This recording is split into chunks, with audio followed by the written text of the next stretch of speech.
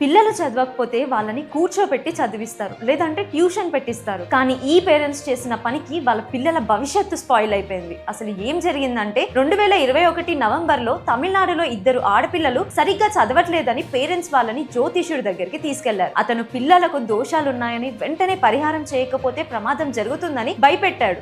2 పిల్లల్ని అతనితో పాటు రూమ్ లోకి తీసుకువెళ్లి పిల్లలు భయంతో ఈ విషయాన్ని పేరెంట్స్ కి చెప్పలేదు. కొన్ని రోజుల తర్వాత ఇద్దరికి హెల్త్ బాగాలేదని హాస్పిటల్ కి తీసుకెళ్తే టెస్ట్ లో HIV పాజిటివ్ అని వచ్చింది. పిల్లల్ని బెదిరించి అడిగితే జరిగిన విషయం చెప్పారు. దీంతో వెంటనే పోలీసులకు కంప్లైంట్ ఇచ్చారు. నిందితుడిని అరెస్ట్ చేశారు. ఈ కేసు పాక్సో కోర్టులో విచారణకు వచ్చింది. ఇప్పుడు నేరం రుజువు కావడంతో కోర్టు నిందితుడికి 2 లక్షల రూపాయల ఫైన్ తో పాటు 200 సంవత్సరాలు జైలు శిక్ష విధించింది. అలాగే బాధితులకు రాష్ట్ర ప్రభుత్వం తరపున ఇద్దరికి 10 లక్షల రూపాయల పరిహారం ఇవ్వాలని కోర్టు ఆదేశించింది.